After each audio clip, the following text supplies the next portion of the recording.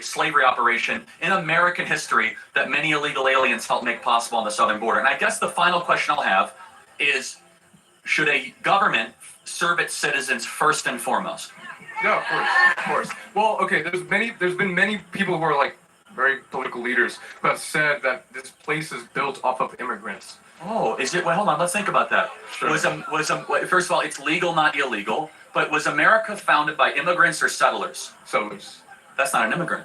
Yeah. Okay. Well, that's not my point. My point is that just people brought up the nation built by immigrants. Yeah, we're actually not. Because the political leaders have said that this place is built. Yeah, and they're wrong.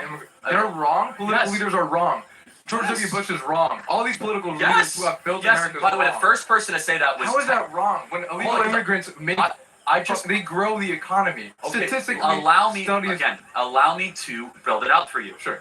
Immigrants have helped at times in American history, but we are first and foremost a nation founded by settlers. Immigrants come to a country already built. Settlers come to a barren place and build something new. Right. This land was barren when people came. In the 1840s gold rush, this was not an easy place to live. Yeah. California was not exactly industrialized. There was not immigrants coming west to California. Those were settlers building a new place around, Western values. Finally, I would just ask the question, do you see a moral distinction between a legal immigrant and an illegal immigrant? Well, the argument is that they're cutting in line. Like, the argument is that they're cutting in line in the 20-year process that it would take for someone to cross illegally. It's not 20. At most it's 20.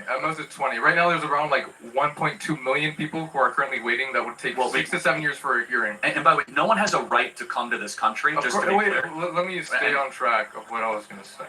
Okay, so people who come here, usually, almost all the time when they come here, they benefit society. There's studies that have done this. Not necessarily. Okay, not necessarily, but overall in general. But no, I fundamentally disagree with that. You can't disagree with a fact. Hold on. Do you think Ilhan Omar has enriched the United States of America? I don't know who. Do you think Rashida Tlaib?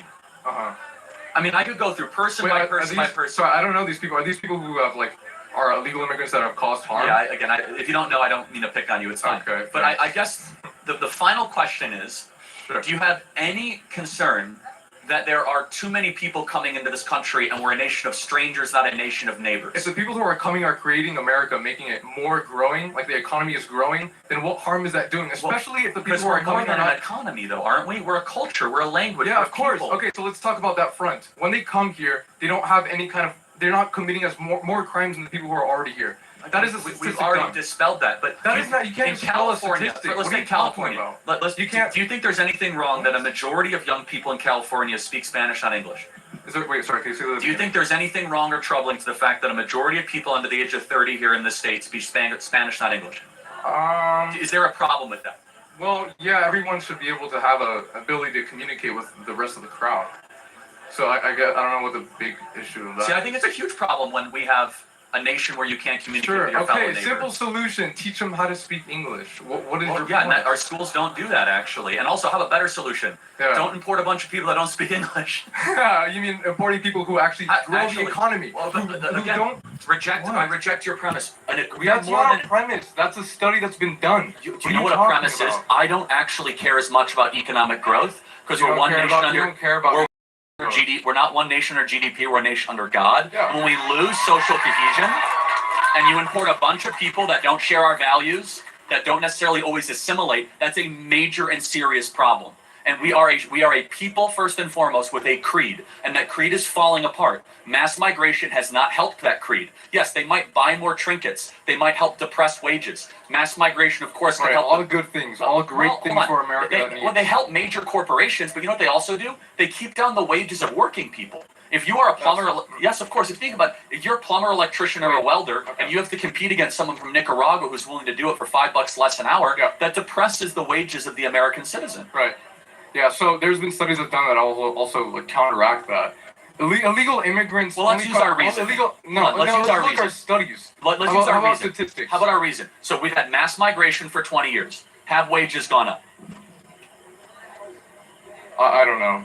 No, they haven't, actually. Okay. So forget your studies. For 10 years, we've had 30 million people come into America. Wages have gone down dramatically. Yeah. Maybe there's a reason why. Okay. So what I encourage you to do, just because there's a study that confirms, you should use your reason and look actually at self-evident truths. Be like, does that make sense? Can you name Statistics are self-evident. Well, not always. Statistics are Not very always? misleading. Yes. Like, for example, I could say, did you know that 600 people a year die because of seatbelts? Well, that's a misleading statistic because over 100,000 lives are saved by seatbelts. That's an incomplete statistic. Wait, okay, so so that's a gray area. So where's the gray area where people are talking about where 26% of illegal immigrants who come here commit less crimes than native born? Okay, we have how many times have we been over this? That's just not correct. Well, it's that not is true. correct. That is Every correct. single crime. It doesn't matter about This is the a study rate. that was done in Texas, the most diverse, Again. second most diverse state. Every crime an illegal commits is one that should never have happened. Okay. It is a period. Yeah, of course, they of should course. not be here. So I I don't agree. care about the rate. The rate is irrelevant. So let me just ask one final The rate question. is relevant. Someone broke into the country and cut in line. What should happen to them? Well, they're given. Ideally, there's a system. Ideally, there's a system that's merit-based, where these people then become part of the citizen. Like they become a legal citizen. Yeah, I mean, we have clarity but not agreement. I say deport them all back to their country of I don't origin think and that's put not Americans that's first. that's not an appropriate solution. Well, the no. American people voted for it, and it is appropriate. It isn't appropriate because most of the people that do come here illegally contribute positively to Again, society. they Not are- dude. Statistically, I have everything been backs through- this. You're not Everything listening to backs anything I'm saying, and that's fine. They take jobs from Americans. They depress wages. They steal Social Security numbers. They commit a crime every single day that they're here. They flood our public schools. They flood our social services. They flood our hospitals. They are a burden on the taxpayer. They should go back and make their own country great again and apply and become a legal immigrant if they want to live here. Thank you very much. Thank you. Next question, yeah. Hi. Wow, that's aggressive. All right, Okay, jeez. perfect. Get that guy a Valium or something. Xanax. Jeez. Good. All right. Good morning. So I am conservative, but there is one thing that I did want to debate you on. So you say that college is a scam and that so many students go hundreds of thousands in debt and useless degrees. I completely agree with that. My question is, why is it on the institutions and colleges and not on the students? Since we as conservatives always focus on personal responsibility. When a quick That's a Google great search- question. Yeah, it should also be on the students as well. All right. Is there any thing about the universities and the universities should be doing then, since it is a capitalist society and they are trying to get profits? Yeah, I think that, I mean, I don't know what the endowment is here, but I think that the endowment should be used to help repay kids' student loans that they scammed. I think the fact that Harvard is sitting on $55 billion, I think that we should take the endowment money from places like Harvard, Princeton, and Yale and help kids pay off their student loans because they've been so severely scammed by the system. And what can students do? I mean, there's Google, there's tons of things that I think personal responsibility is a huge issue that a lot of students that I know are blaming it on the universities when they pick degrees that don't have much money or job opportunity or things like that. What should students be doing? Say that again? Sorry. What should students be doing since it is a personal responsibility? And a lot of students are blaming the universities and colleges for tricking them when a quick Google search would suffice. Yeah, it's hard to say. I mean, again, that's why I don't think as many people should be going to college. So, yeah. All right, thank you. I'll sign your hat. Thank you. Yeah. All right, disagreements, you guys can come up. Yeah.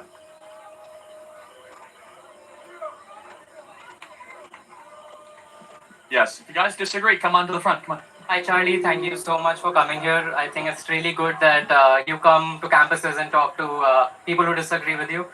I also think it's like a testament, like you've like gotten a really big following, and it's a testament to the fact that capitalism works and merit-based societies work, that we can actually grow our influence. And yeah, so I agree with you with a lot of things, but I do disagree with you with like 2 or 3 particular points. And I hope to like go touch on all of them. Firstly, it's about morality and the fact that your claim that objective morality exists.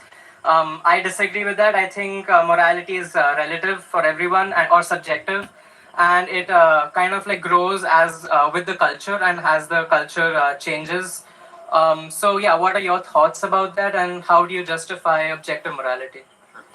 Do you believe in absolute truth? What do you mean by absolute truth? Absolute truth, like that there is truth absolute for all people. Yes. You do? Okay, that's objective morality. That's objective facts. I won't say that's morality. Okay, so do I have permission to ask you a provocative question? Sure. Was- I know what you're gonna ask. Okay, fine. I mean, was Hitler Body pain? Use Salonpas. With direct penetration of ingredients. Relieves pain immediately. Gives long-lasting relief that lasts up to 8. Like make a distinction between like my personal views that I do feel that it is wrong, but I can't say that it is like objectively wrong because I don't believe that objective morality exists. Like why can I ask you like why do you think objective morality exists and how do you like ground that objective morality in? Well, first, of course, we believe that the Lord of the heavens and the earth gave us that objective reality through revelation. Okay. But secondly, we believe it's written on the heart of every human. You know, in Nuremberg, it's very interesting. When they did the Nuremberg trials, and the Nazis basically said, well, in our country it was right, therefore it's right. Do you know that in Nuremberg they rejected that? They said, no, every human being knows that killing 6 million, babies and kids is wrong.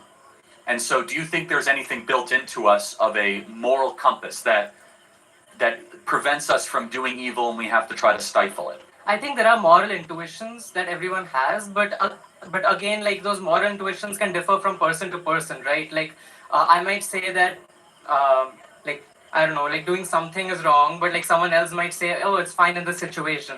So like, how do you distinguish? Like, so it's obviously subjective, right? Like everyone might have their own opinions on what is right and what is wrong. So how do you how do you make a framework that says that, like, these are the rules of what is right and what is wrong, and like how do you ground The that? more important question is, do you believe in God? Which I guess you do not. I'm agnostic. Yeah, okay, so that's where, okay, so if you don't believe in, this actually, what's your name? Sorry. Up and up. Yeah, well, you're making a great argument. And your argument is totally correct, which is that if you don't believe in God, then you cannot say that the Holocaust was wrong. In order to believe that, in order to believe something is objectively wrong, you must believe in God. Because if you believe in God, then you believe that there's a transcendent moral order that is over all of us. And you're proving that point, and it's not even a criticism. You are being consistent.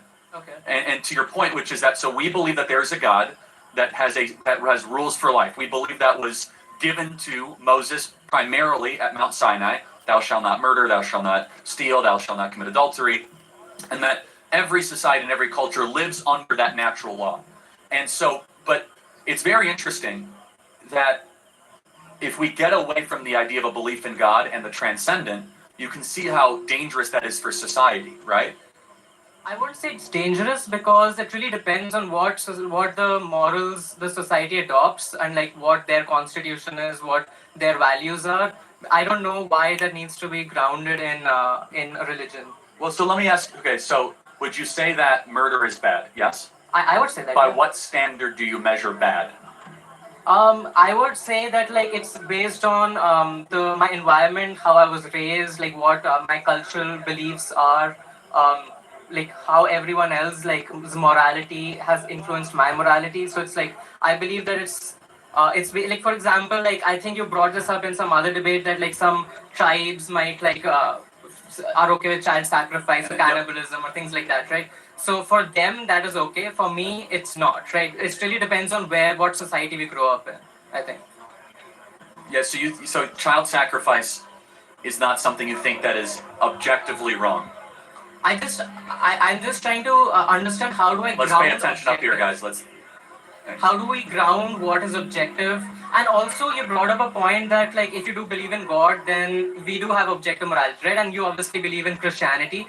But my point is like if, for example, a different religion has different morals, how do you determine which one is objective? Because both will think that it's objective, right? So how do you make that determination? It's a great question. Well, first you have to look at, there's just a sideshow going on here. You have to look at the proof and the fruit of which that moral system has delivered. Okay. And so, are you from India? I don't mean to, okay. I'm from Delhi. Can I ask you a provocative question? I don't mean to offend you by any way, but Sure. do you think that the moral system of India or the moral system of America, which is better? What do you mean by moral system? Like can you Caste give me system. some- Yeah, I disagree with the caste system. Got it. So you disagree with it, but is there something objectively evil and wrong with saying that 200 million people are permanently in poverty? again, I want to ask you, like, how do we ground objectivity? Like, what, like, for example, like, for scientific theories, like, we can, like, conduct experiments and say, okay, it's objectively true. But, like, for morality, like, it depends person. Like, for example, people living in India at that time, for them it might have been okay, right? So, like, how do we ground the objectivity? Like, You have yeah. you have to believe in God. You have to believe in a power, more specifically a monotheistic one. Okay, why is that? Well, because if you have many gods, polytheism, you have many moralities. Mhm. And if you want one God, one morality. So that's why ethical monotheism founded America. And so, of course, it's a faith claim in some ways, but we can use science also to get us pretty close to believing in God, from space, time, and matter, from the teleological argument for God, for how all the fine tuning of our universe exists. But then, in order, once you believe in a God, then you can then say there's an objective morality. If you don't believe in God, your position is correct.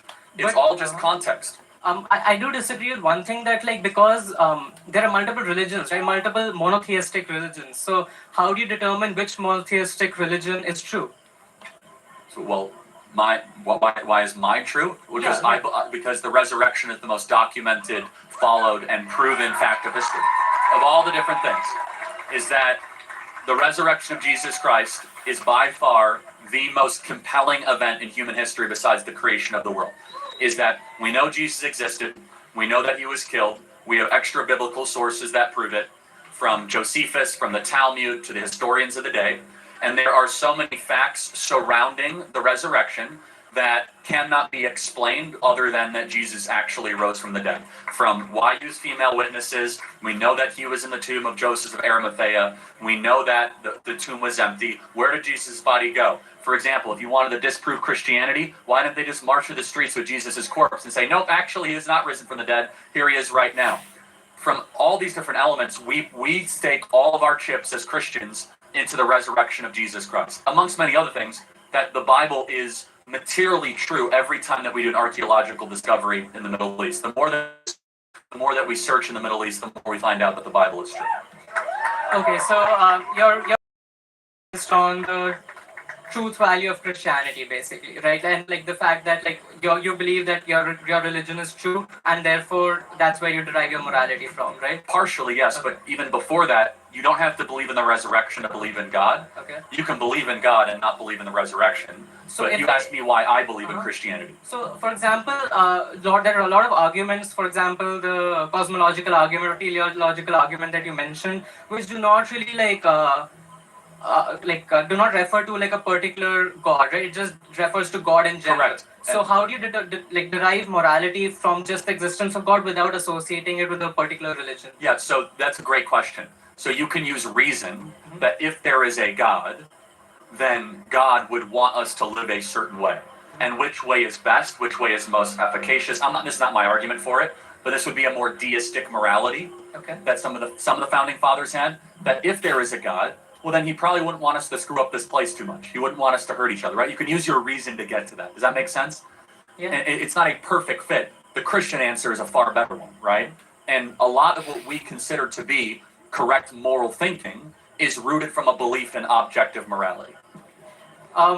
That's fine, but, like, then you would have to contend with things like the problem of evil, right? Because that would be like a problem, right? Because, like, for example, the Christian theistic, like, the God is like all good, right? But yes, but sorry to interrupt, but atheists have a problem of evil too. Uh-huh. Do you know what the problem of evil What is is for the that? atheists? They can't tell us what evil is, That is right? true. Yeah. That is true. Yeah. So we have a problem of evil, which is to explain evil.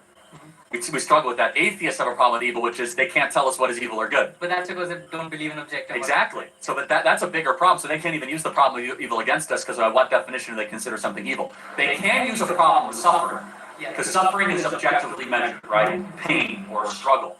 So yeah, I mean, look, the problem of evil, I don't have a great answer. I'm not going to give an answer that no one's ever given. Evil, actually, you could argue, is an absence of a good thing. Evil itself does not necessarily exist. It's just the absence of good, the same way that dark is the absence of life.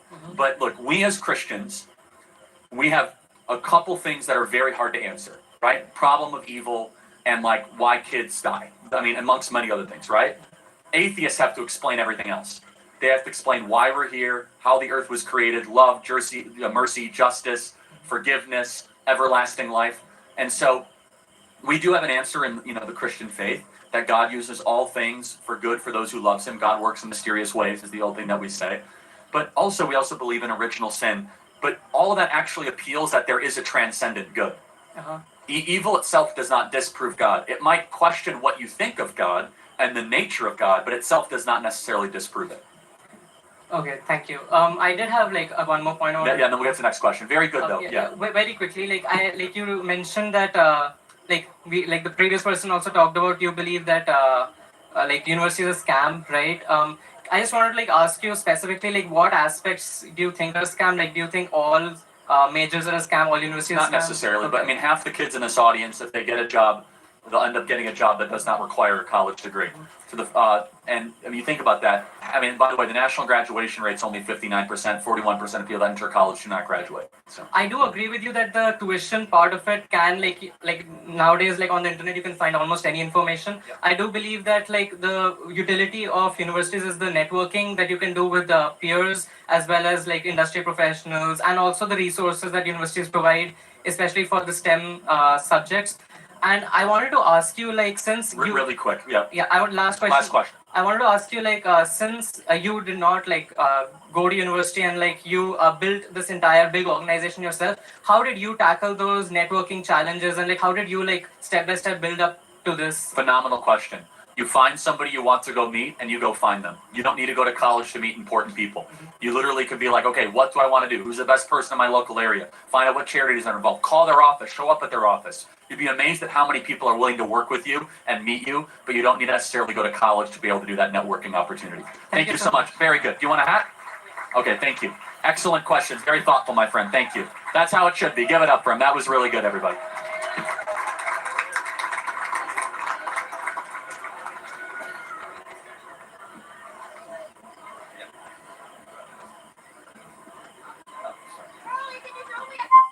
Three, two, one. Na-reject na naman. Ano nangyari? We explain to those who are for it. How do we explain that even, I don't know if you believe this or not, but in terms of like a rape or unintentional or really unconsented pregnancies, can we say that we should still be anti-abortion in that scenario? Yes. What's your grounds for that, and how would I explain it to someone else? Sure. It's a good question. Let's say